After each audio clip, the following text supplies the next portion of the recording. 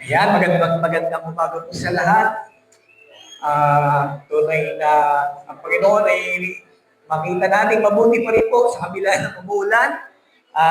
Hindi po ito makakapigil sa ating pagpupuri at pagsamba sa ating buhay na Diyos. Mangyari lamang po ang lahat ay inaanyayahan ng maupo at tayo po ay magsisimula na sa ating panambahan. Tayo po ay umupo, pumikit at manalangin para sa ating prayer of confession.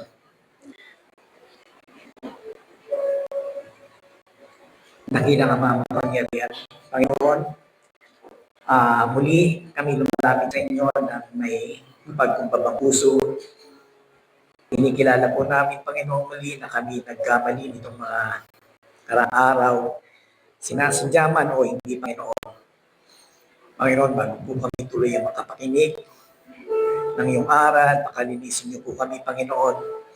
Inamin po namin na nakagawa naman po kami ng mga bagay na hindi nakakalugod sa inyo, sa aming mga mahal sa buhay, kasama sa trabaho, kaeskwela, kapitbahay, even mismo sa aming mga kapatirang Panginoon. Mga Panginoon, makita mo sa amin, paramdam mo sa amin na kung kami tapat na magsisisi at humingi ng kapatawaran ay igagawad po niyo sa amin in mercy and yung habag na kami yung patatawarin. Panginoon, tulungan niyo po kami. Talagang may mga pagkakataon na dala ng mga emosyon, mga sitwasyon sa buhay, nagiging hindi po kami nagiging tapat sa inyo sa mga paulit-ulit namin ginagawa na madalas nasabi namin hindi na namin ulitin. But still, nangyayari po ito, Panginoon. Panginoon, salamat na kayo ang Diyos na tunay na mabuti at puno ng habag sa amin. Panginoon, maraming salamat. Ito po ang isang dalangin sa pangalan ni Jesus. Amen. Ayan muli, magandang umaga po. Tayo po'y sama-sama pupuri at sasamba at mag-aaral muli ng kanyang salita. Inaanyahan ko na po na ang lahat ay tumayo. Sama-sama po natin basahin ang awit 37 o Psalm 37, 1-5 lamang po. Sabayan niyo po ako sa pagbasa. Huwag kang mabalisa dahil sa masama. Huwag mong kainitan, liko nilang gawa. Katulad ng damo, sila'y malalanta. Tulad ng halaman, matutuyo sila. Umasa ka sa Diyos, ang mabuti gawin, at manahan kang ligtas sa lupain. Kaya mo hanapin ang kaligayahan at ang pangarap mo ay iyong makakamtan. Ang iyong sarili sa kanya'y talaga, tutulungan ka na kapag ika'y nagtiwala. Panginoon, muli, tunay nga po kayo ang Diyos na dapat namin pagtiwalaan, na makita po namin sa buhay namin, yung mapagkakamali namin, yung na nawa maghari po sa amin ang humility na kayong Diyos na kinikilala mabuti. Panginoon, sa pagkakataong itong muli namin pinagkakatiwala sa iyo ang aming gawain. Salamat po sa buhay ng aming mga kapatid na narito ngayon na patuloy yung pinadarama ang iyong pag-ibig. Ganon din po yung mga parating pa lamang po. Sila man, i-bless po ninyo. Akayin niyo po sila ng safe and sound na makasama po namin sila nasa pagpupuri, sa pag-aaral at pasasalamat sa inyong kakilaan. Panginoon, tinataas po namin ang praise and worship. Ganon din po ang pastor na mag-deliver ng inyong word. No, Panginoon, bigyan niyo po kami ng malinaw na dinig, maayos na puso, at malinaw na pag-iisip upang ma-absorb po namin yung mga reminder po ninyo, yung mga promises ninyo upang magawa po namin ng ito na kayong kinikilalang Diyos na makapangyarihan at dakila. Muli, Panginoon, salamat in Jesus' name. Amen.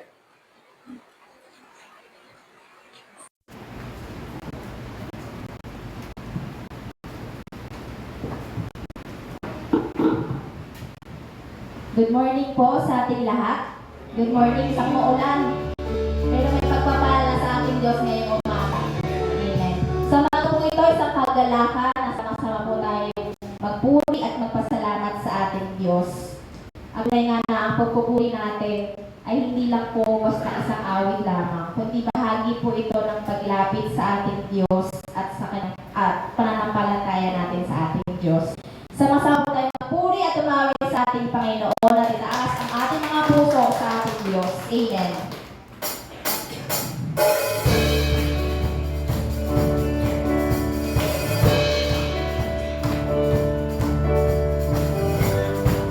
Yes, Lord.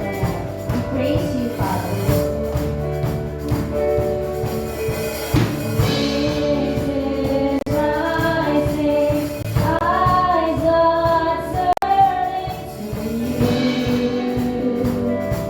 Return to you. Oh, despairing hearts are yearning for you. We long for you. 'Cause when we see you, we find strength in face the day. In your presence, all our fears are washed away. Washed away. Hosanna, Hosanna.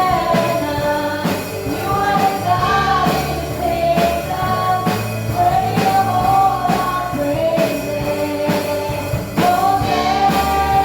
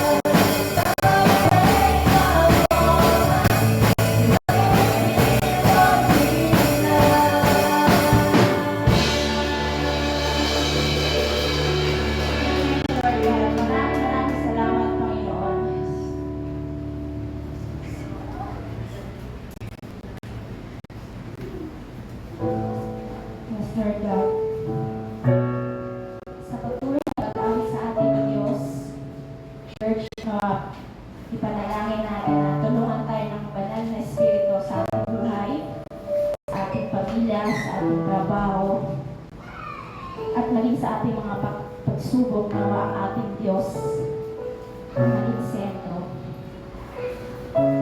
Na alam natin na meron tayong direksyon at natatakbuhan sa piling ng ating Panginoon. Diyos Lord God, patuloy po namin kayo pinupurihan, pinapasalamatan ng Panginoon.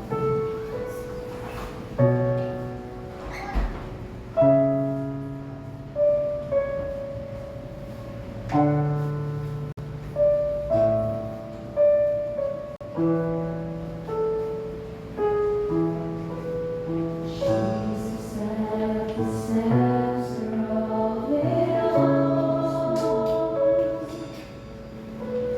Jesus at the center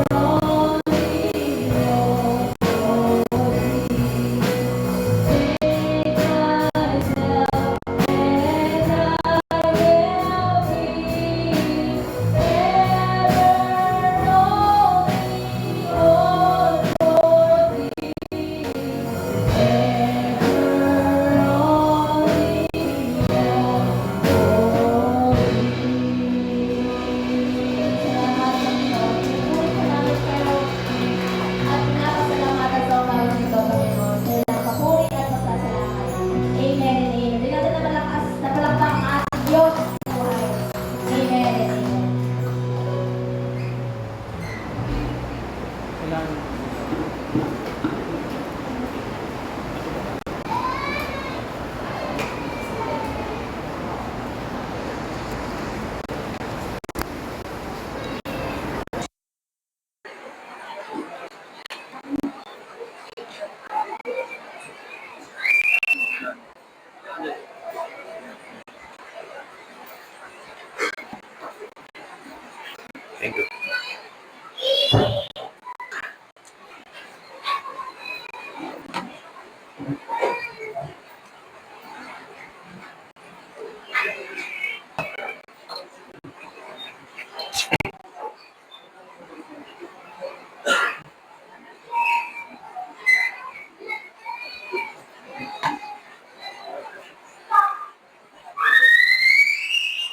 Muli po tayong tumayo para sa paggalang sa pagbasa ng salita ng Diyos. Ito po'y matatagpuan sa unang Timoteo, kaapat na chapter, verses 7 to 8. Ang pamagat po ng ating sermon ay pagsasanay para sa kabanalan. Subalit, tanggihan mo ang masasama at mga walang kabuluhang katha. Sanayin mo ang iyong sarili sa kabanalan sapagkat sa tanang katawan ay may kaunting pakinabangan. Subalit ang kabanalan ay may kapakinabangan sa lahat ng bagay na may pangako sa buhay nito at sa darating. Tayo po'y manalangin. Father, we continually praise you and thank you for allowing us to gather, to worship you at makita, Lord, ang kabanalan at makarinig ng salita. Nawa ang iyong banal na Espiritu ang lulukob sa amin upang maunawaan namin ang iyong kautusan.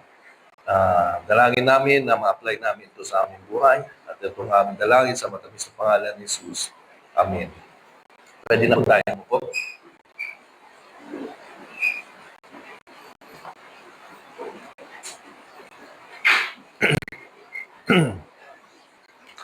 So, sa atin pong pasimula, mayroong kakaibang nangyayari kapag nababanggit natin ang salitang leg day.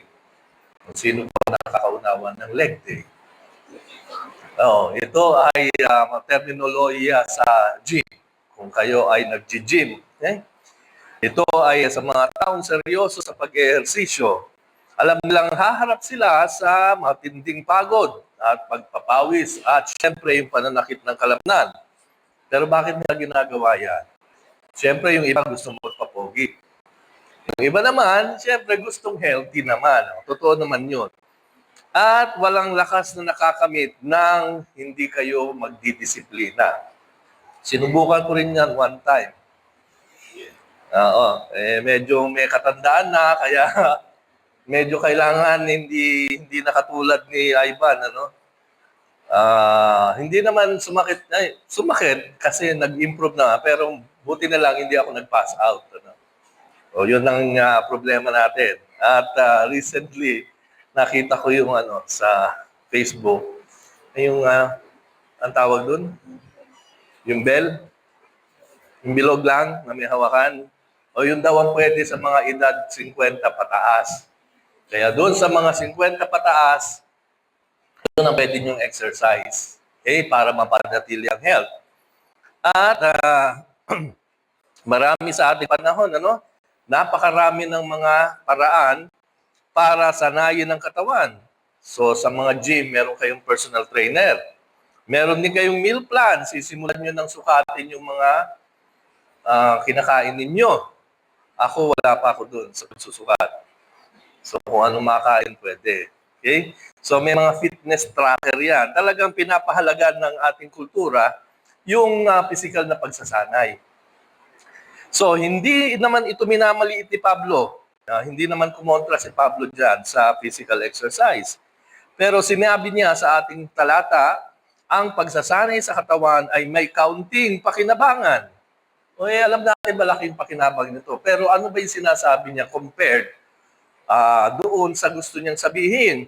Mas konti lang ang pakinabang yan kaysa doon sa kanyang sinabi.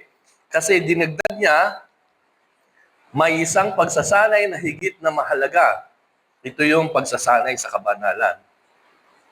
So alam nating lahat na ang anumang mahalagang bagay ay nangangailangan ng pagsasanay. At para ikaw rin ay pumasa sa iyong mga assignments, kailangan ka pa rin magsanay. Kaya huwag kang magtitiwala lang sa iyong memorya. Kung hindi, kailangan sanayin mo yan para ikaw ay pumasa. Wala namang nagiging mahusay na nurse o kaya doktor o kaya bihasang karpintero kung hindi siya magsasanay. At syempre, yung mabuting pagkatao at kasanayan ay mahuhubog yan sa pamamagitan ng habit or paulit-ulit na disiplinadong pagsasanay. Kaya lang, kadalasan, isipin natin, iniisip natin, yung kabanalan dadating na lang yan. Umaasa tayong lalago ang ating pananampalataya kahit mag-pray lang kayo. Minsan nagpe-pray lang tayo Alam na ni Lord kung ano ang kailangan namin. So anong gagawin? Pray lang ng pray. Tapos nagre-reklamo, ba't di sumasagot si Lord? Paano mo malalamang sumagot ang Lord kung hindi ka naman nagbasa ng Biblia? Gusto mo lang makita kasi yung yung miraculous.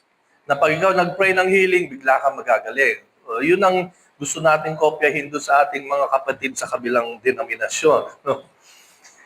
Sa ating tradisyon, hindi po ganun ang pagkikinig ng Diyos. Kailangan para malaman mo ang sagot niya, hindi kausapin mo siya. Basahin mo ang kanyang salita. Yan kasi ang gustong ituwid ni Pablo, yung pag-iisip na ganyan. Kaya, tingnan nyo, ang liham na ito ay para kay Timoteo. Siya isang batang pastor na naglilingkod sa Efeso sa gitna ng isang crisis. Kadalasan dito sa Biblia, parating may crisis. Ano bang crisis mo, pastor? Sana ba akong dinadaanan mong crisis ngayon? Bakit? Anong problema ni Pablo doon sa simbahan sa Efeso kaya niya sinulatan si Timoteo? Ang problema kasi doon ay may mga huwad na guro na nagtuturo ng maling aral at nag-aaksaya ng oras ng mga mananampalataya saan? Sa mga alamat lamang, sa mga haka-haka at mga pagtatalong walang pakinabang. So nagdi-debate lang sila. Sa katunayan, mula ng 2nd century actually hanggang 14th century, ang haba nun, 12 siglo. Tama ba? Siglo? Dekada, 10 years, di ba? So siglo yung year at 100 years. Alam niyo ba kung ano lang tinuturo ng mga pare? Kasi yung Pope lang naman ang pwedeng mag-interpret at kung anong sabihin niya sa pare, yun ang ikukwento ng pare. Kaya ang problema, kung malayo ka doon sa Pope, sa palagay niyo, anong tinuturo nila doon? Mga alamat, mga haka-haka. Hindi sila nagbubuklat ng Biblia. Bakit? Kasi ang Pope pa rin ang may authority lamang doon sa Biblia. Kung ano ang kanyang sabihin, yun ang tama. Kaya nga nagpunta tayo sa Reformation para sabihin, ang Biblia ang otoridad natin, hindi yung sinasabi ng Papa.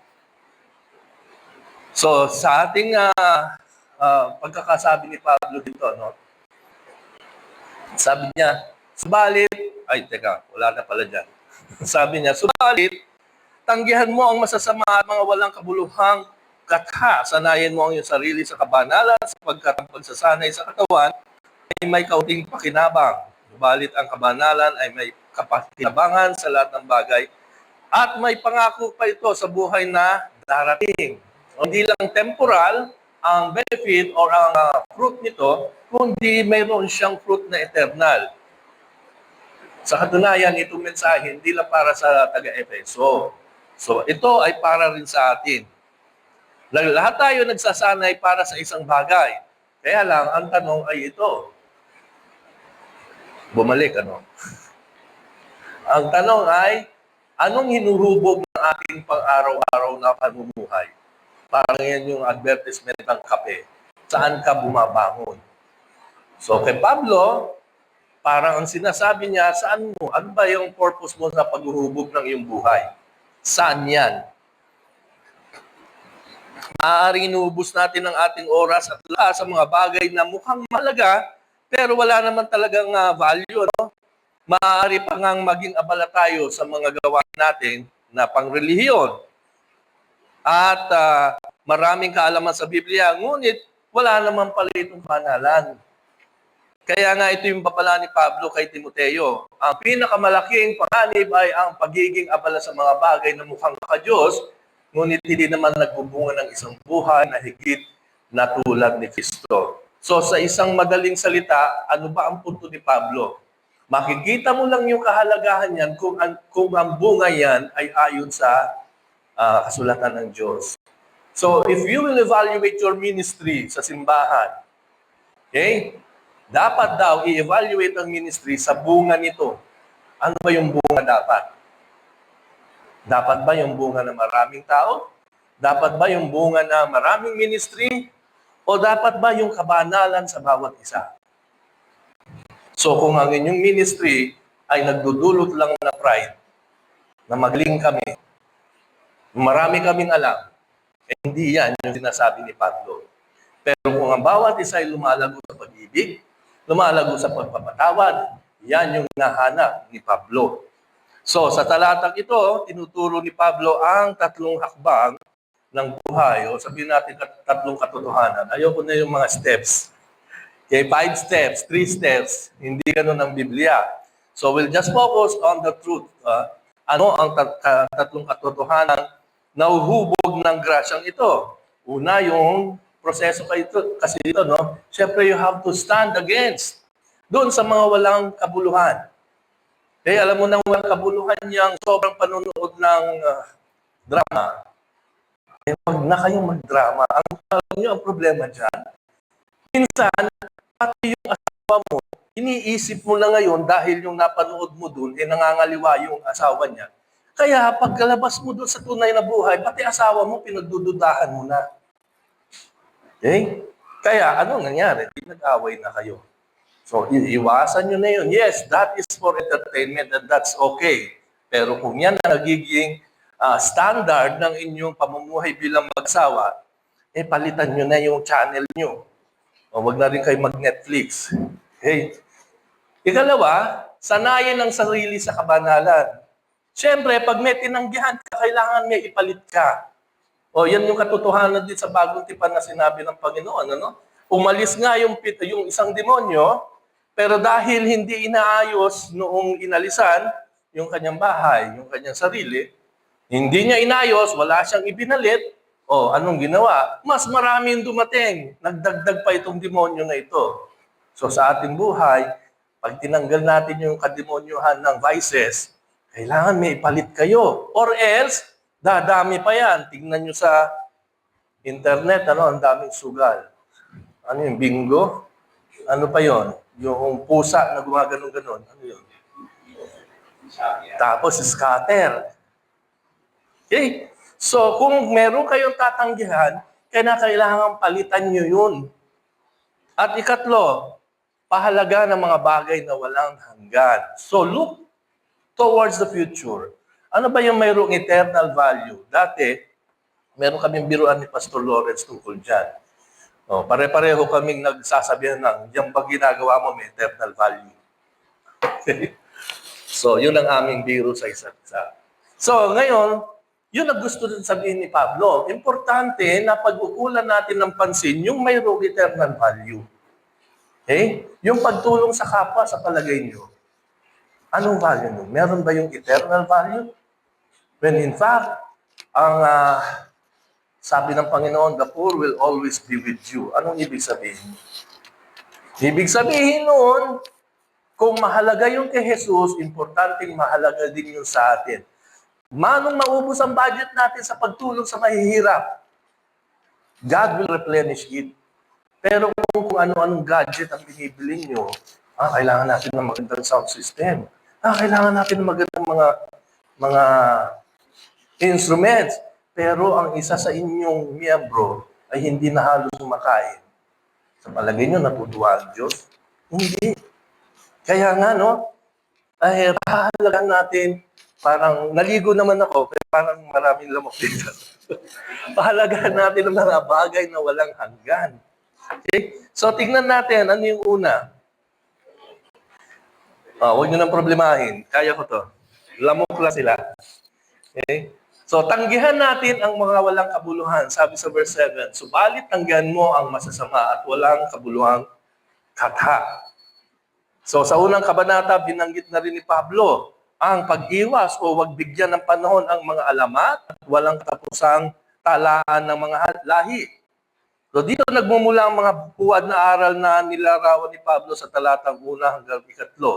Mga aral na nagbabawal sa pag-aasawa pati, no? At sa pagkain ng mga bagay na nilikha ng Diyos upang tanggapin ng may pasasalamat. Okay? So kung ano man ang inyong, thank you, kung ano man ang inyong ginagawa, i-assess nyo kung ito ba ay nakakalugod sa Diyos. Now, pansinin natin ano yung hindi sinasabi ni Pablo o hindi niya iniutos kay Timoteo. Hindi niya inutos kay Timoteo na sagutin lahat ng bawat alamat ng paisa-isa. So parang i-entertain pa yung mga ganyang question. Okay? Hindi rin siya inutusan na sagutin ang hindi siya inutusang bigyan ng pantay na pagkakataon ng bawat maling aral upang masabi lamang na siya ay tugon. Okay? So, ang simpleng utos ay huwag mong aksayahin ang panahon o pag-aksayahan ng panahon. So, merong Greek word dyan, hindi ko lang mabasa, paraito. Nagpapahiwatig ito ng isang matatag at kusang pagpapasya na tumanggi at lumayo. So, it's a volition, no? Actual volition na ayoko na. Hindi ko na gagawin. Okay? At ako'y lalayo dyan. So, ito yung binabanggit ni Pablo na nawa, ikaw ay magkaroon ng desisyon na huwag nang gawin yan. So, makikita natin yung kabaliktarang pag-uugali sa Acts 17 nang tumayo si Pablo sa pamilihan ng Atenas. Sinabi sa Lucas, sapagkat walang ginagawa ang mga taga-Atenas at mga dayuhang naninirahan doon, kundi mag-usap-usap at makinig tungkol sa mga bagong turo. So, tinatanggap nila, ine-entertain nila lahat ng mga bagong katuruan. Alam nyo, ganito nangyayari ngayon sa ating mundo, no? Ang daming mga bagong katuruan, kung papansinin nyo, na tipong acceptable, tipong magaganda. Pero sa ilalim nito, hindi ito biblical. Kahit nagamit pa sila ng mga verses, ano? Meron akong, ano ba yung isang nawala? Kalimutan ko na. May isang nabasa ko lang doon. Pinipilit kong isipin pero mamaya na lang. Sige. Ito ituro ng isang pastor Ano nga yun? Yun nga. Ang Atenas, itong Athens, ay isang lungsod na nahuhumaling sa mga bagong ideas, mga bagong philosophies, mga bagong haka-haka at mga bagong Diyos na idinadagdag sa dati ng napakaraming Diyos nila. Okay? Polytheist po ang mga taga-Athens. Baka sakaling may nakaligtaan pa sila. At yan ay nasa Acts 17:23. So sila ay mayroong masigla ang talakayang intelektual, pero hugkag or may salat ang kanilang spiritual na buhay. Hindi hinamak ni Pablo yung paghahanap nila ng kahulugan ng buhay. That's okay. So wag lang natin basta yung studies, yung education, hindi naman yan masama. And that's part of the grace of God. Ito yung common grace. Kung naniniwala kayo, ako naniniwala doon. Common grace, yung mga katotohanan na nakukuha natin apart from the scriptures. Yung katotohanan ng medisina, katotohanan ng education. And those are gifts from the Lord na dapat dinidevelop. Okay? Yan ay para sa flourishing ng human race. Kaya tayo umuunlad because of those truths. Okay? Ang problema natin, hindi yung regalo ng Diyos. Ang problema natin ay orientation. So, we develop this towards where? Sa Biblia, dapat, lalo na sa Ecclesiastes, dapat ang direksyon ay towards God. Hindi towards selfish fulfillment lamang. Kung hindi, dapat, sabi ni Solomon, kung wala ang fear sa Diyos, lahat yan wala rin kwenta. So, importante ang education natin will redound for the glory of God. Hindi sa ating personal na exploration lamang. So, makikita rin natin yung parehong panganib sa kabilang dako naman sa Exodus Bakit bumalik ba? Naputol, ano? Nawala. Balik. O, tama naman pala, sorry. May mga nanlibak, may mga nagsasabing babalikan nila ang usapan at may ilan din namang sumasampalataya sa mga sinasabi ni Pablo. Okay? So, yung pinangangaral niya na si Kristo na ipinako sa krus at muling nabuhay, ito yung tema ng kanilang usapin dyan. O, kaya nga merong mga intelektual na hindi naniniwala. Meron namang dahil tunay silang naghahanap ng kasagutan, sabi nila, sige, pag-usapan natin yan next time. Okay? So, ang problema lang dito nga, yung sinasabi ko kaninang kabaliktaran, yung malaking panganib. At ito yung nasa Exodus 32. Habang si Moses ay nasa bundok, gumawa sila ng isang gintong guya gamit ang sarili nilang mga kamay at tinawag nila itong pagsamba. Ito yung mabigat din. Dapat tinituro natin sa ating denominasyon. Ano? Anong ibig sabihin niyan? Malalim yung mensahe dito ni Moses. Bakit? Okay? Ano ba yung nakalaman dyan? Dahil matagal na wala si Moses, nag-imbento itong mga taong ito ng paraan ng pagsamba. Yan ay isang tanong na gusto kong itanong sa inyo. Sigurado ba tayo ang ating pagsamba ay ayon sa Biblia o ito'y imbento natin? Lahat ng bahagi sa ating pagsamba ba ay mayroong warrant sa Biblia o ito ay kopya lang natin? Dahil ginagawa ng iba, dahil masaya yung iba, sige, kopyahin natin. Pero napakabigat ng parusa ng Diyos dyan. Sabi niya kay Moses, bumaba ka na. Ang ingay sa baba. So yung kanilang sinasabing pagsamba, para sa Diyos pala ay ingay lamang. Nakakatakot din, ano? Tayo bigay na bigay ang pagsamba natin. Pero sa Diyos ba, tunay na pagsamba yun o ingay lang? Kaya ang ating mga ninuno sa Reform ay hindi naman pinagpapatayan. Binibigyang diin yung tinatawag na regulative principle ng worship. Naisingit ko lang, Pastor. Binibigyan diin yun. Para hindi tayo magkasala, kinakailangan tignan natin sa Biblia ano ang hinihiling ng Diyos, paano siya sambahin. Huwag yung sinasabi ng kultura. At ito nga, dito habang si Moses nga ay nandoon, okay, nawalan ng tiyaga ang Diyos. Bakit? Dahil nga sa kanilang iniimbento. Maganda ang kanilang layunin. Gusto nilang sumamba sa Diyos.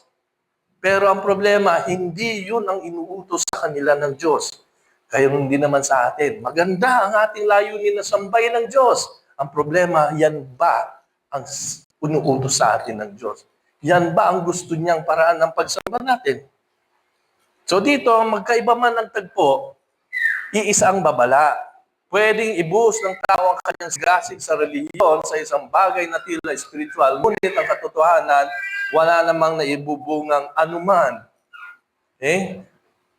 Asan yun? Kundi ingay lamang o higit pa rito ay ang paghuhukom ng Diyos. Mas nakakatakot yun.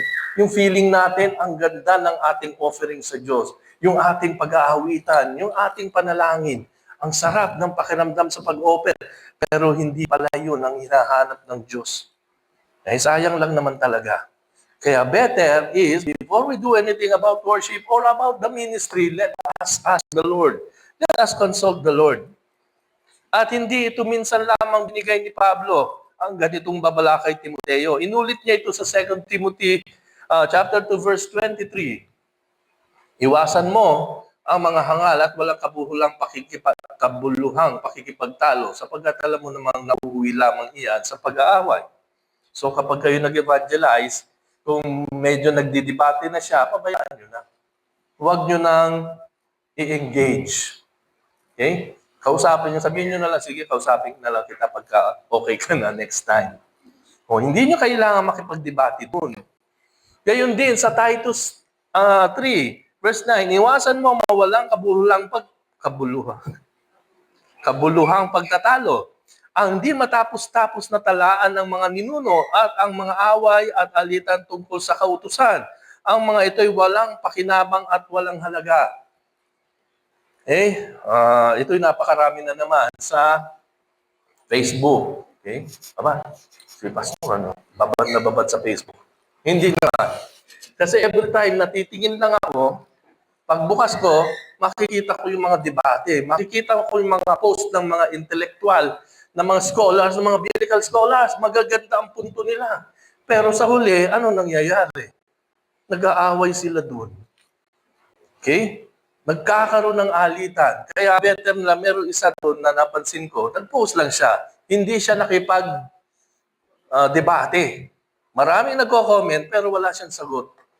O, siguro sabi ko, mukhang matati-talino itong taong ito. Hindi niya hinahayaang umabot sa awayan ito. Totoo naman yun. Hindi naman lahat ng tao makikinig sa atin. Kaya wag nyo nang isipin na magaling kayong mag-explain. O, ito rin yung sa akin, kasi merong taong pilit akong ini-invite sa mga debate. Hindi ako marunong sa debate. eh, pinipilit akong imbitahin. Pero napansin ko, kung hindi ka naniwala kay John Knox, hindi ka naniwala kay John Calvin, hindi ka naniwala kay Luther, bakit ka maniniwala sa akin? Kasi yun din ang posisyon ko eh. So doon na lang ako. Kung hindi mo sila pinaniwalaan, sigurado ko hindi mo naman din ako papaniwalaan. Kaya wag na tayong magtalo. Okay? So hindi ito isang pahapyaw na komento lamang. Isa itong matatag na paninindigan ni Pablo sa pastoral na ministry na paulit-ulit niyang ipinahahayag sa kanyang mga liham sa dalawang batang pastor, si Timoteo at si Titus. Pero hindi para lang sa iyo to, pastor. Ito'y para sa lahat. Ito ay para sa lahat. Ang isang lingkod ng Ebanghelyo at sa katunayan, ito nga ay bawat alagad ng Panginoon. Kailangang matutong kilalanin ang espiritual na ingay. Kung ano talaga ito, gaano man ito kapino, pakinggan o kagyat na dating nito at sadyang tanggihan ito sa halip na hayaang maakit sa walang katapusang pagtatalo. Iwasan niya rin ito. Yun nga, nakakakita ko dahil magagaling naman sila. So, pinapatulan nila yung mga discussion sa Facebook. Okay? So, ako, natutunan ako dyan na pagka medyo, alam ko namang medyo sa aking pananaw at sa aking tradisyon, alam kong hindi ito papasok, hindi ko na siya pinapansin. Huwag nyo nang kagatin. Parang clickbait yan eh. Okay? Huwag nyo nang patulan. Hayaan nyo na siya. So, saan, ang tanong natin muli, saan lumitaw ang ating sariling Atenas sa ating paglalakad bilang mga alagad ni Kristo? Saan lumilitaw yung ating desire to engage a debate? Okay? Saan ba yan? Maaaring ito ay, siyempre, yung usapang doktrinal na gustong-gusto nating pagtalunan. Ngunit hindi naman natin kailanman may sa buhay.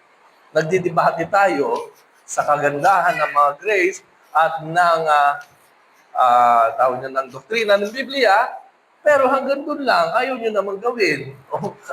Walang iniwan yan doon sa sabi ng Panginoon na tinatawag mo akong Panginoon, pero ayaw mo naman ako sundin. Okay?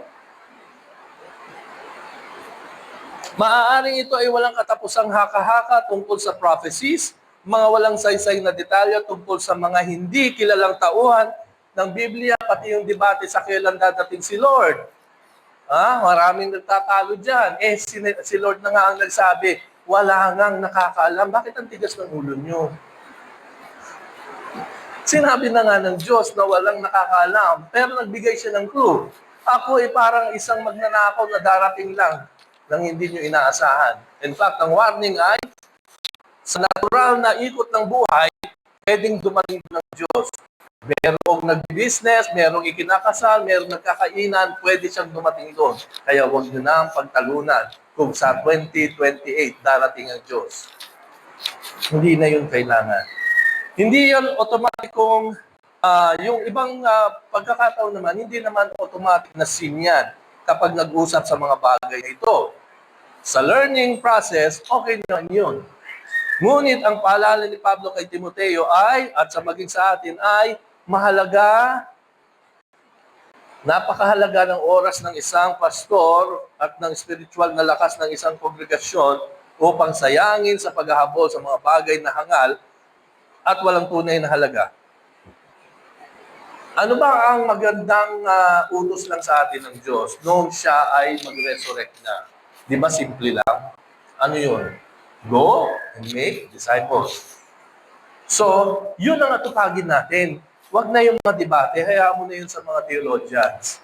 Okay? Pero kung may theologian dito, sige, acceptable na.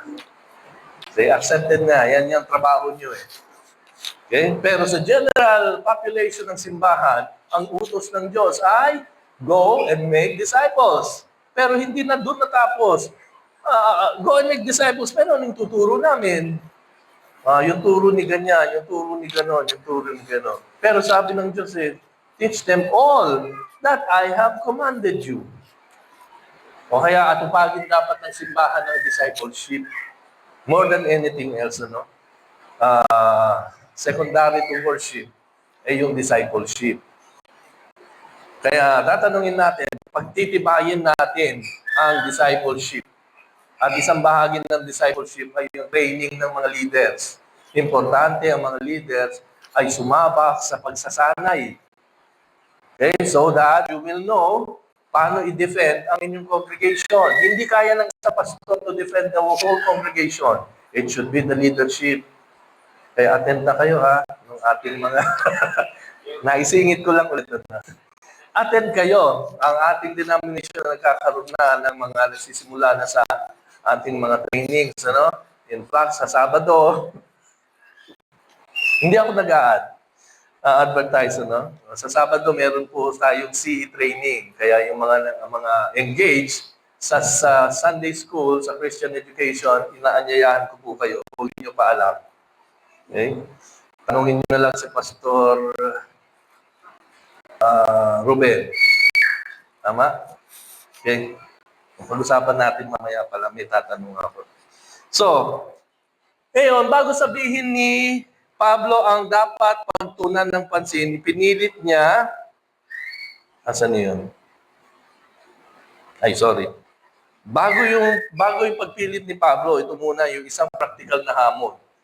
Posibleng mapuno ang isang curriculum, Bible study o Sunday school ng mga paksang kawili-wili at maging tama sa technical na pananaw. Ngunit, sa huli, ang tawag ng iba dyan, spiritual junk food. Okay? Ang mga araling walang kakayahang magluwal ng tunay na kabanalan sa buhay ng mga nakikinig. Nangyari lang dyan, information. You study for information. Pero ang purpose ng Biblia ay transformation. You have to be transformed as you study the scriptures. At bago nga yan sinabi ni Pablo, kung anong dapat nating pagtunan ng pansin, pinipilit muna niyang magpasya tayo kung anong dapat nating tanggihan. Okay? Sa halip, ang pagtatangging yun ay hindi dapat lang maging negatibo, para lang maging negatibo, kundi nililinis dito ang lupa upang maitanim ang mga bagay na tunay na mahalaga at nagbubunga ng kabanalan. So, ano nga ba yun? Okay, itataguyod ang tunay na mahalaga. Sanayin mo ang iyong sarili sa kabanalan sapagkat ang pagsasanay sa katawan ay may kaunting pakinabang. Yung gusto ko i-focus natin yung ating pansin doon sa sanayin. Itong salitang sanayin ay, ito na nga yun, ano? Galing sa Griegong salitang gymnase. Or sa ating, ngayong termino ngayon, ito ay gymnasium. Isa itong terminong pang-atleta. Tulad ng isang atleta na paulit-ulit na nagsasanay upang lumakas at umusay, gayon din naman ang buhay Kristiyano. Hindi kusang dumarating ang kabanalan.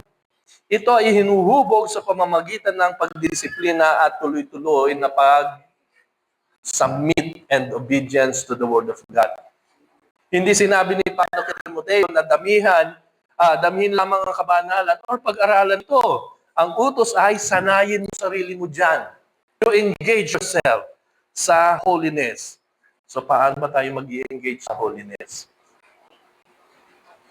Ang tunay na kabanalan ay hindi lamang kaalaman tungkol sa Diyos, kundi isang buhay ng paggalang at pagsunod sa Kanya araw-araw. So, yun na nga, no? Bumabalik lang sa akin yung sermon last Sunday. tungkol sa, you call me Lord, Lord, and yet you do not do what I command. So, bahagi ng kabanalan is pagsunod sa kanyang kautusan. Alam natin anong mga kautusan ng Diyos, ano? Isa dyan yung, forgive one another, just as Christ forgave you.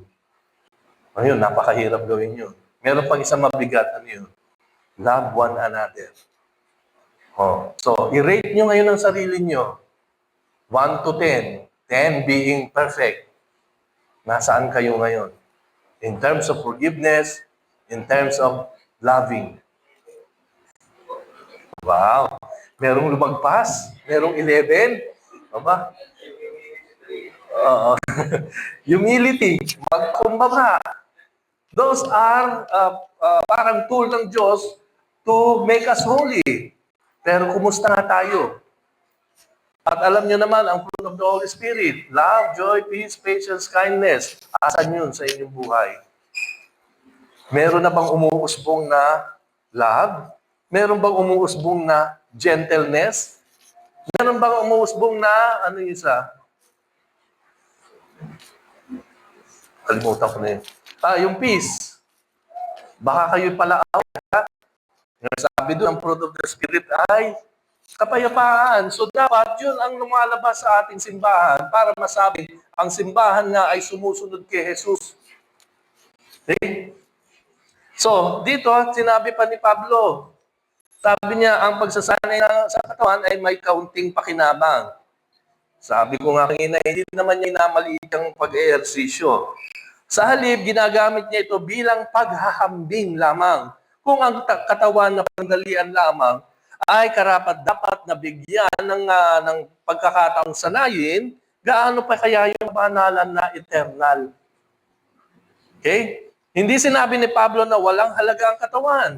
Ang katawan ay mabuting nilikha ng Diyos at muling bubuhayin yan sa huling araw. Pero ang punto niya kasi ay simple.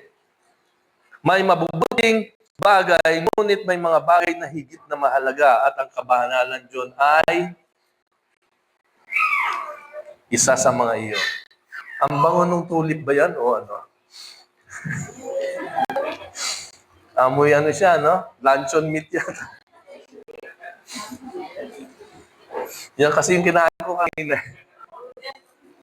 Noodles ba yan? Oo nga, mukha noodles. So, anong paglalarawan natin dito? Kasi ito rin yung sinabi ni Pablo. Okay? 1 Corinthians 9:24-27. Inihambing niya ang buhay Kristiyano sa isang atleta na nagsasanay ng may disiplina upang makamit nga ang gantimpala. So kung yung mga athletes ay nagtitiis para sa isang koronang mawawala lang din, paano pa tayo na naghahangad ng gantimpalang walang hanggan? So nakita natin, ang ganda ng performance ni Yala. Champion siya. Pero, dapat higitan natin yung pagsasanay natin doon. Kasi ang ating pagsasanay ay para sa eternal, para sa eternity. At nakita rin natin yan sa buhay ni Daniel. Anong ginawa ni Daniel? Siya at ang kanyang 3 kaibigan na nagpasyang huwag dungisan ng kanilang sarili sa pagkain ng hari. Daniel 1:8. Maliit na pasya lamang yun. Pero, paulit-ulit na katapatan sa maliit na bagay ang humubog sa kanila para maging matatag. Ipinakita ni na Pablo at Daniel na ang kabanalan ay hindi yan aksidente. Yan ay kailangang ibinubuhay. Ito ay bunga ng pag-araw-araw na pagsunod sa Diyos. At ang maganda doon, hindi lang naman sila naglalakad mag-isa. Hindi sila solo na nagpupunta sa gym. Okay? Ang kabanalang ito ay hinuhubog din naman sa loob ng iglesia habang tayo'y nagtutulungan at nagpapalakasan sa loob ng iglesia. Kaya nga sinabi sa Hebreo, 10:24-25, at ating isang alang-alang kung paano gigisingin ang isa't isa sa pag-ibig at sa mabuting gawa. Interesting, Sinimulan niya doon sa pag-ibig. Ito yung kwento natin kanina tungkol sa love.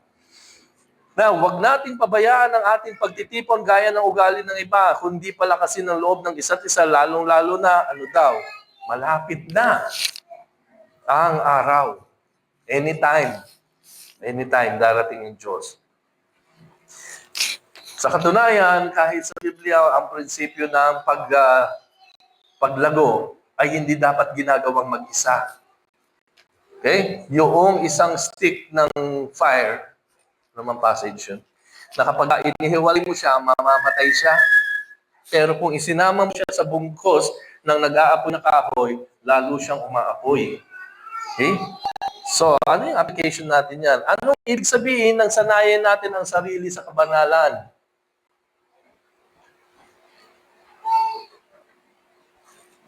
Ito'y makikita natin sa isang simpleng gawain ng biyaya.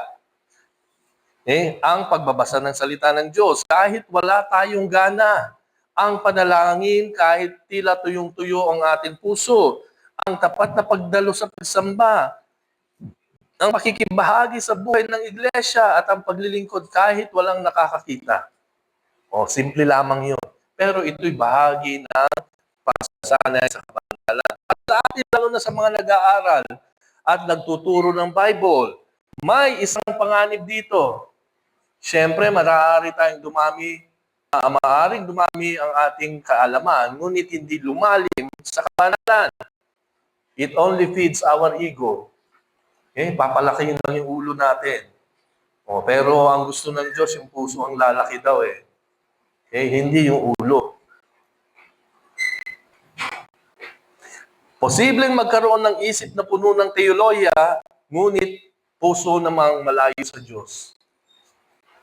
Katulad ng mga Fariseo, sabi ni Jesus, pinag-aaralan niyo yung scriptures, pero hindi niyo matanggap. Ako yung end niyan. Ako yung tinutukoy dyan.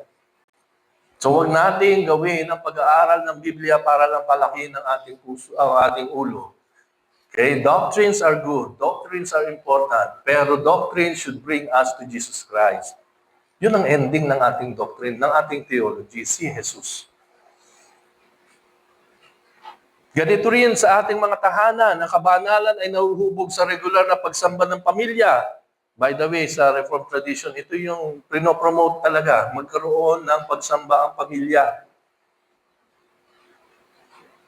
Ang hula ko lang, iilan lang siguro natin ang may sama-samang pagsamba. And that's okay. Hindi ko kayo pinapahiya, hindi ko kayo sinadjudge, baka hindi nyo lang kasi alam. Kailangan din ang pagsamba ay magsisimula sa simbahan, sa bahay din. Kaya malaki ang responsibilidad ng mga ama. Kayo ang dapat magsimula sa mga kaunting Bible study. Kahit man lang pagbabasa ng devotion, pangunahan niyo yun.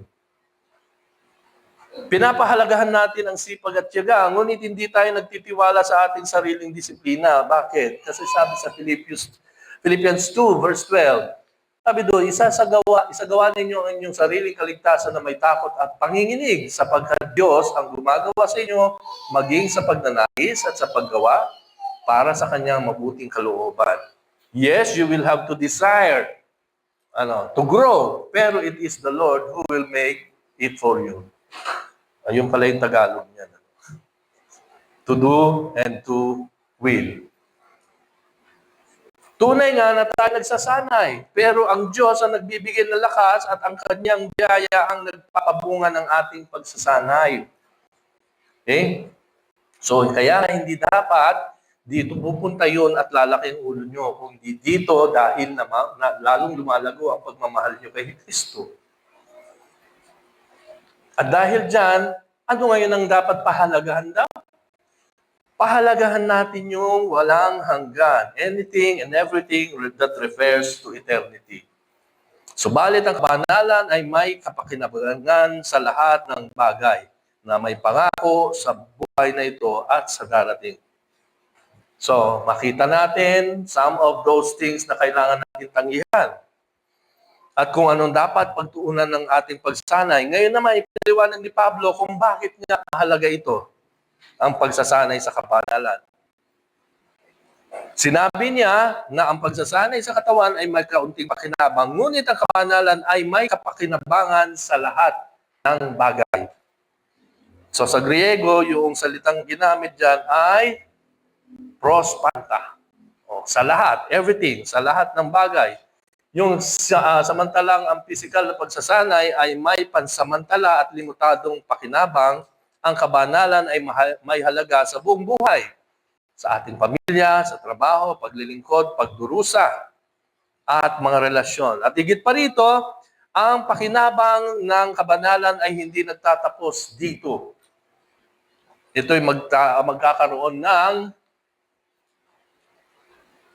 hindi pa pala yan, ito'y magkakaroon ng kapakinabangan sa buhay na darating. So, walang gym diet. Walang gym, walang diet, walang trabaho o kayamanan ang magbibigay ng ganyang pangako. Ang kabanalan lamang ang may halaga ngayon at magpakailanman. Kaya nga sa ating paglalarawan, nakita natin ito sa buhay ni Solomon. Okay? 1 Kings 3. Humingi ka ng anumang nais mong ibigay sa iyo ng Diyos. Okay? Hindi siya humingi ng kayamanan o mahabang buhay. Ang hiningi niya ay karunungan upang pamunuan ng tapat ang bayan ng Diyos. Kung kayo kaya tatanungin, anong gusto mo? Lord, ganito, ganyan. Lord, isang maleta rin, ano pa pwede? Ilan daw laman ng isang maleta? Malaki, no? Nasa iyo ba? Tingin naman. So, hindi yun. Madali tayong matempt, na parang binubulungan tayo ng demonyo. Bibigay ko to sa iyo lahat. Gusto mo ng katanyagan? Bibigay ko yan sa iyo. Gusto mo ng kayamanan? Bibigay ko yan sa iyo. Gusto mo ng authority? Bibigay ko yan sa iyo. Okay? Pero nawa, hindi tayo matempt dun. Nawa, pagtuunan natin yung mga bagay na mayroong eternal value. So dahil hinangad ni Solomon, dahil ang hinangad ni Solomon ay higit pa sa mga temporal na bagay, pinagkalooban din siya ng Diyos ng karunungan at ng kayamanan. Yung palang style. Mag-pray ka, parang inuuto mo, Lord. Hindi mo mauto ang Diyos, alam niya ang puso mo eh. Kaya talaga naman, kung gusto mo na karunungan, ipag-pray mo na nga lang yung karunungan. At praise the Lord kung bigyan ka ng kayamanan. Ganyan din yung nangyari kay Lamata at Maria. Lucas 10. Pinili ni Maria ang higit na mabuting bahagi at iyon ay hindi kailanman aalisin sa kanya. Ano yun? Manatili sa paan ni Jesus. Makinig sa kanyang sinasabi. Okay? Sabi sa Mateo 6 din, 33. Ngunit hanapin ninyo ang kanyang kaharian at ang kanyang katuwiran at ang lahat ng mga bagay na ito ay pawang idaragdag sa inyo. Pero dineclaim nyo ito eh. Dinideclare nyo pa, Okay? Pero bakit hanggang ngayon, Lord, wala? Nagsisilbi naman kayo kami sa iyo. Bakit puro kahirapan ang inaabot ko? Minsan tanong ko rin yan. Huwag kayong mag-alala. Kasama niyo ako dyan. Kaya lang, hindi sumasagot si Lord. Pero dahil hindi ba siya sumagot, titigil tayo sa prayer? Hindi. Kailangan makita ng Diyos ang ating pananampalatayang lumalago. At ang punto temporary lang naman kayo dito. Bakit gusto niyo yung bagay na yan? Sino ba gusto sa inyong mabuhay forever? Ha? Sinong gusto sa inyo ang buong kayamanan ng mundo nasa inyo? Pero may warning ng Diyos. Nasa iyo nga lahat yan. Nasa iyo na ang lahat. Pero ang iyong kaluluwa naman, kumusta? Kaya sa ating aplikasyon, narito ang tanong ni Pablo para sa ating lahat. Ano ang pinagsasanayan natin? Pinagsasanayan natin. At magkaroon pa ba ito ng halaga sa walang hanggan? Ang malusog na katawan, magandang karera, reputasyon o malaking ipon ay hindi masamang bagay. may kapakinabangan ito sa present life natin. Ngunit lahat ng ito ay pansamantala. Pero ang kabanalan lamang ang may pangako para sa buhay ngayon at sa buhay na darating. So, ang question, kung ikaw ay bata pa, unahin mong hubugin ang iyong relasyon kay Jesus kaysa sa iyong karera. Kung ikaw ay abala naman sa iyong trabaho, pamilya at ministry, huwag mong pabayaan ang salita ng Diyos. Manalangin ka at sumamba. Hindi ito pag-aksaya ng oras. Ito'y isang pinakamahalagang puhunan natin. Bakit? Kasi sa eternity man tayo mabubuhay. Encouragement ito doon sa mga salat, sa mga bagay, sa mga kakayahan, sa mga katalinuhan. Kasi hindi naman ikaw dito mabubuhay forever. Walang forever dito. At kung ikaw ay nasa huling yugto na ng iyong buhay, meron na ba sa inyo nag-iisip niyan? Alalahanin mong ang pagsasanay ng kabanalan ay hindi natatapos sa kamatayan. Ang bunga nito ay haabot hanggang sa walang hanggan. Tulad nga ni Solomon at Maria, nawa piliin natin yung higit na mahalaga. Kasi ang Diyos ay hindi naman nagkukulang sa pagpapala sa mga taong inuuna ang kanyang kaharian. At higit sa lahat, ibinigay niya ang buhay na walang hanggan sa pamamagitan ni Jesus. Ano pang kakailanganin niyo? Na sabi nga sa Ephesians 1, ano? Lahat na ng spiritual blessing in Christ nasa sa atin na. Eh, bakit hinahanap pa natin yung panglupang biyaya? So sa ating pagtatapos, ang biyaya ang nagsasanay sa atin. Pero sasound pa rin natin yung alarm. Mag-ingat pa rin tayo. Madali natin isipin na ang mensaheng ito ay isa lamang sa listahan ng mga dapat gagawin. Pwede siyang tanggihan. Pwedeng tanggihan ng mga walang kabuluhan, magsanay sa kabanalan at pahalagan na ang walang hanggan.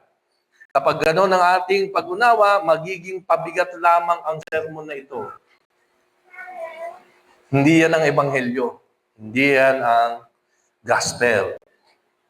Sa Titus 2:11-12, sabi diyan, sapagkat nagpakita ang biyaya ng Diyos na nagdadala ng kaligtasan sa lahat ng tao, na nagtuturo sa atin, naputol yata yan, ayun, na nagtuturo sa atin na matapos itakwil ang kasamaan at mga makamundong pagnanasa ay dapat tayong mamuhay ng may katinuan, matuwid at banal sa kasalukuyang panahon. So pagisinin natin yung biyaya na yan. Ang biyaya ng Diyos ang nagtuturo at nagsasanay sa atin. Hindi lang tayo nagsasanay upang tanggapin tayo ni Jesus. Nagsasanay tayo dahil tinanggap na tayo sa pamamagitan ni Jesus. Ikalawa, si Jesus mismo ang halimbawa. Bagaman siya ang anak ng Diyos, namuhay siyang may ganap na pagsunod hanggang sa krus. Ginawa niya ito upang iligtas tayo at upang ibigay sa atin ang kanyang espiritu na siyang patuloy na lumuhubog sa ating buhay. Hindi natin ginagawang mag-isa yun. Nasasubmit lang tayo sa leading ng Holy Spirit.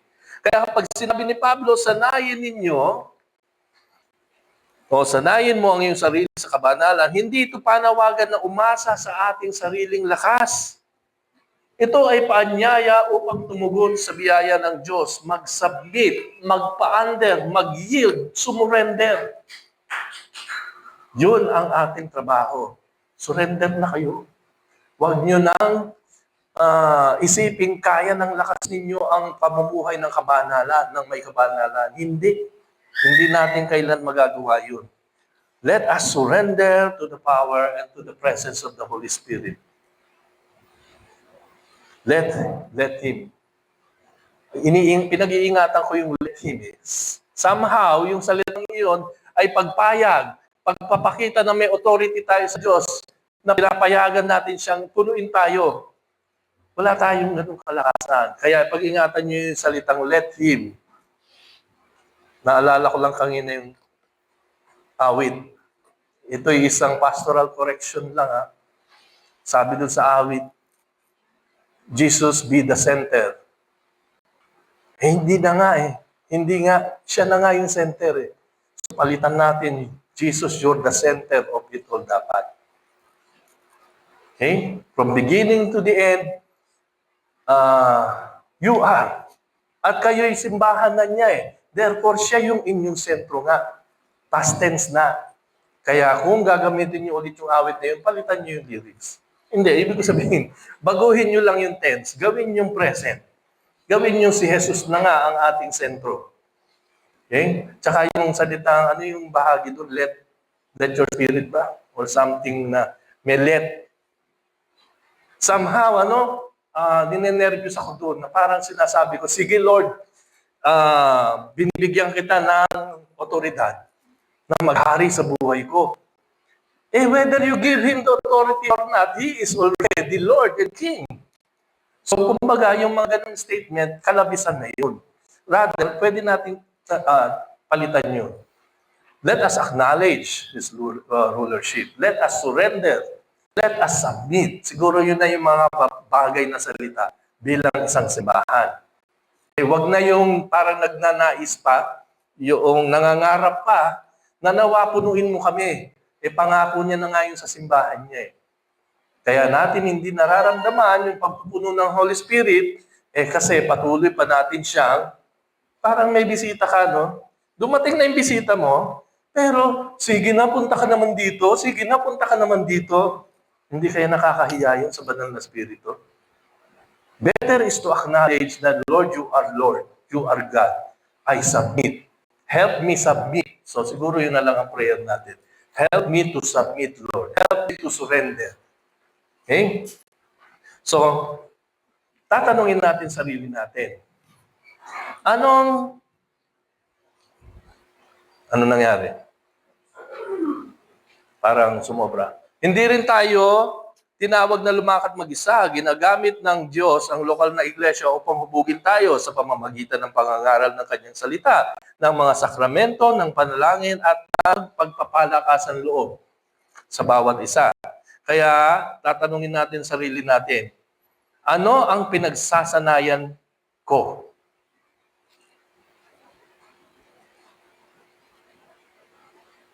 May nawawala? Oo, okay na. So anong pinagtasanayan natin? Kung tapat kang lumalakad sa Panginoon, huwag kang panghinaan ng loob.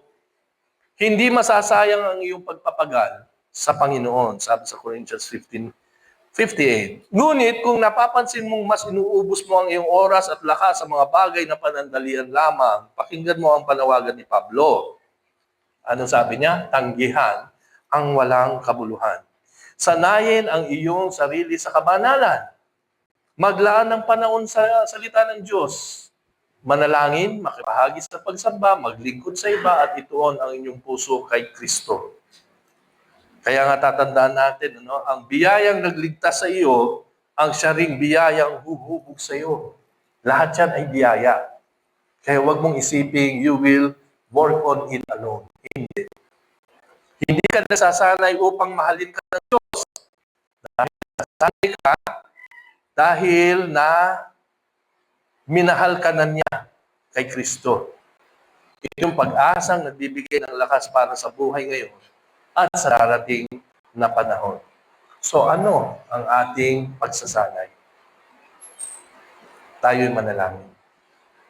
Ama naming nasa langit, maraming salamat sa iyong salita, sa aming napakinggan ngayon. Salamat sa pagpapala mo na ang buhay na mahalaga ay hindi ang mga bagay na panandalian lamang, kundi ang pamumuhay na may kabanalan para sa iyong kaluwalhatian. Patawarin mo, Lord, ang bawat isa, kami, Lord, sa mga panahong inuuna namin ang mga bagay na walang tunay na halaga at napapabayaan namin lumago sa aming relasyon sa iyo. Tulungan mo kaming tanggihan ang anumang hindi nagpapalapit sa amin kay Kristo.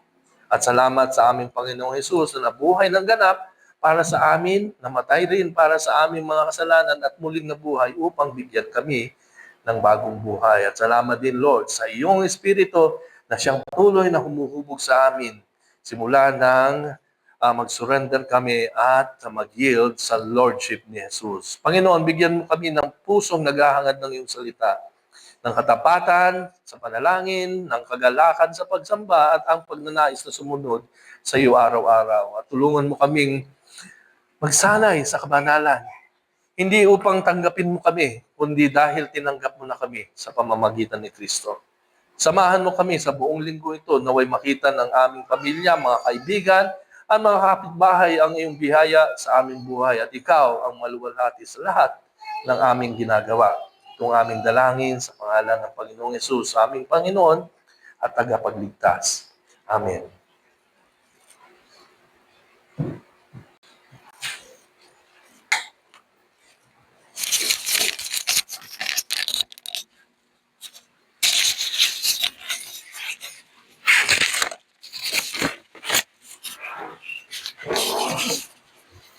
Ayan. Ayan, palapakan po natin ng Panginoon sa magandang mensahe na napakinggan po natin ngayong araw. Salamat, Pastor Roy. Dako na po tayo sa ilang announcement. Salamat po sa Panginoon sa buhay ng ating kapatid. Si Bianca Villanueva, iniwan na sa video dito. Ayan. Ayan. Salamat po sa ating kapatid na nagandong ng sariwang bulaklak kay Sister Mayer Portajada. Muli, yung pumay sa magandong ng sariwang bulaklak, lumapit lamang po kay Ari Madu. Ay, praise God, ang ating renovation ay patuloy na nakakapamonekta na po tayo. I think mga nasa thousands na yata. Sobra na yun, Pas. Muli, ini-encourage namin yung mga kalalakihan dahil tayo ang sponsor nito, tayo principal author nitong sa CI ng lalaki, dahil ito po sa babae, this time sa atin naman po. Sige po, yung ating pong prayer meeting, ayan, pinaalalanan po tayo ni Pastor, yung ating topic, mamuhay tayo na may kabanalan, yan po ang team natin for this month. Kaya po, mahalagan po natin yung ating mga gawain, yung may eternal value po. Huwag lamang po mga material na bagay. Kaya po ang lahat ay inaan yan. Kung maaari, lahat po tayo. Attend po tayo sa ating prayer meeting. Ganon din po ang Bible study. Tuloy-tuloy po ito. Mag-start po ito ng 5 hanggang I think 7 or pag medyo napasarap, maabot ng 7:30. Yun po, yung visitation, ginagawa na po natin ito, makipag-ugnayan lamang po sa leader at ganoon din po kay pastor para po maipanalangin po tayo, magbigay ng encouragement at kamustahan and fellowship. Ayan, nabanggit ni pastor yung about leg kanina. Medyo naudlot lang po ito, gawa ng sama ng panahon, namistuloy namin yung after yung lugaw. Anyway, i-visit lang po ninyo yung ating page, yung mga kalalakihan po. Matuloy na po yan. Hindi naman po na pwede mag-jogging ng umuulan. Pagkagumnahin lamang po kay Pastor Roy. Ay, Pastor Carl. Yun po, ito po patuloy na ginagawa na natin. Every first Sunday of the month, yung men's and ladies. Ganun din po, yung youth. Almost halos lahat tayo, naiiwan dito ng first Sunday para gawin po yung ating regular fellowship. Yun po, yung kumustahan po, nangyayari na rin po ito, maliban mo sa naunang in-announce na regular youth fellowship every third Sunday after service po yan. Yun po, yung binanggit ko kanina, party pa rin po ng ating dapat palagaan, yung ating para patuloy po tayong lumago, attend po tayo nito, lalo na po yung mga core leader, yung may mga handle na ministries, hoping na mag-attend din kami mas. Ako, parang gusto ko umattend tuloy na inabanggit yung eternal value. Sige po, yan po kung sino man ang may gustong magkaroon ng ganitong commemorative Bible, ESV version, makipag-ugnayan lamang po kay Ate Malu. Reminder na rin po, nalalapit na po ito, mag-ready po tayo. I think doon pa rin po yata sa the same venue na kung saan naganap yung ating Reformation Day. Ayan, yung pong ating reminder po, no? 9:30 po yung ating service. Talaga pong sinusunod po natin yung oras, 9:30 exact, magsisimula po tayo. At yung pong ating mga recorded na message na naririnig po natin, pwede po natin bisitahin sa page na yan. Even sa YouTube po, I think nasa YouTube na rin po para ma-review po natin kung gusto natin balikan yung lesson na naririnig po natin. Okay po, wala na po ba? Tayo po ay lumako ng satellites and operate.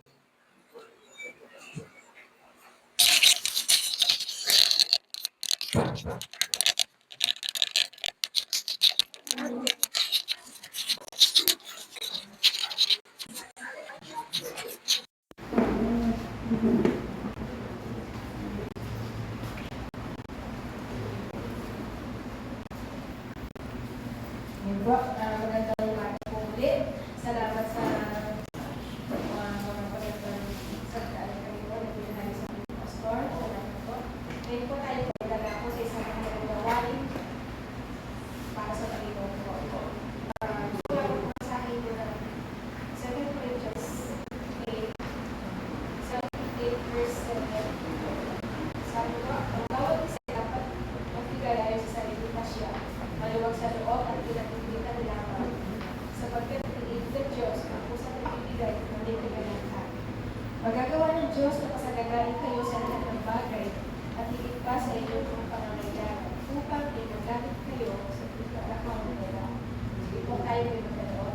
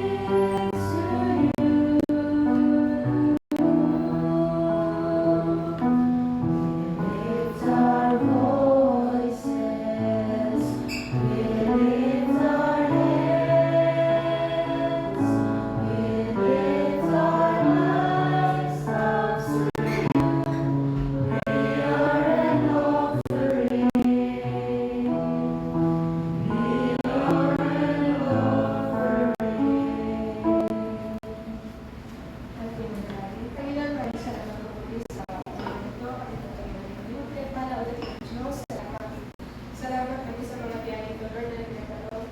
Tungkol sa amin, Lord, salamat po. Dahil po natin, Lord, ang pagpapahan nito ay magamit para sa kakalakot na ito ang aming sa Kristo. Unang ng Diyos, napakabuti po, salamat po. Salamat sa araw nito. Binigyan po kami ng lakas para kami magkasama-sama kami dito upang magiging sa ilang araw. Salamat po sa bawat isang dito. Salamat po sa araw nito. Pagpalain po kayo na lahat ng gagawin sa hapon ay wala rin siya kaya nito. Muli ka sa balikan, malughati ka Panginoon sa tayong pangalan ng Pag-Jesus. Diyos ang pagkakabitas ng buhay. Ito po ang pangalan.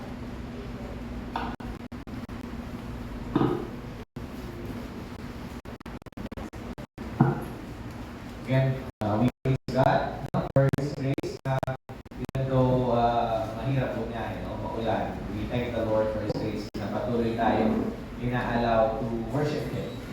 Nagsasama. And we thank the Lord also for His grace na dinala niya sa atin, sa ating galingan. Of course, makasama natin sa ating worship si Pastor Roy and even si Ivan ngayon. And faithfully na nag-deliver ng salita. And tayo po ay tumayo. Let us pray. Pagkatapos ng ating pananambahan ngayong umaga. Heavenly Father, again, we honor you.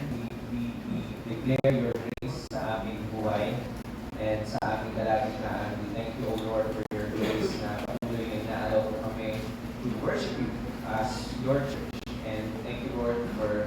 continually reminding us of your word, proclaiming your word to your servant. And thank you, Lord, also for transforming ang aming mga buhay through the word that we hear, through your word that we hear. And Lord, we pray kayo pang patuloy na maitaas nawa ang aming mga buhay tulad nga ng tinuro mo sa amin na magbigay ng kapurihan sa iyo, na yung aming isip and desire, prayer namin and pagputihin namin ay yung may eternal value that will bring honor sa iyo. And Lord, we pray that you will continue to remind us na we cannot do this on our own. We pray na kayo pang patuloy na pag-remind sa amin that we need to depend on you. And apart from our Lord Jesus, alam namin na wala kami kaya gawin. And Lord, we pray na kayo rin po patuloy na maging matapat sa aming mga kapatid na binigyan mo ng panibagong taon. And naging yung katapatan sa kapihan. We pray for Bianca, kayo po patuloy na mag-ingat at mag-bless sa kanya, sa anumang mga balakid niya. Panginoon, i-lead mo siya ayon sa inyong kalooban. And we pray also for your protection, not just for her, but also for her whole family, Panginoon Diyos. And Lord, we also remember na alam namin we have the privilege that we can worship you today sa umagang ito, nasama-sama. We acknowledge also those who are affected ng mga pag-uulan at pagbabaha, Panginoon. And we pray na kayo po patuloy na tumugon sa kanilang pangangailangan ngayon. And use our government, Panginoon Diyos. Kayo po patuloy na alam namin makapangyarihan that you can use our government, even your church, to respond sa mga pangangailangan namin. And Lord, we continue to pray also for your protection sa bawat isa sa buong linggong ito, Panginoon Diyos. Continue to give us wisdom and strength para magawa namin ang inyong kalooban sa buong linggo. And we pray kayo po ang patuloy na may taas. Thank you, Father, again for your grace. We pray that we will always be reminded of your goodness sa aming buhay. And magnawa ito ang magbigay sa amin always ng motivation to bring praise and worship and thanksgiving sa inyo lamang. Ito po ang panalangin sa pangalan ni Jesus. Amen. Tagapin po natin ang pagpapala na mula sa Panginoon. Nawa ang kagandang loob ng Panginoong Jesus, ang pag-ibig ng Diyos Ama at ang pakikisama ng Banal na Espiritu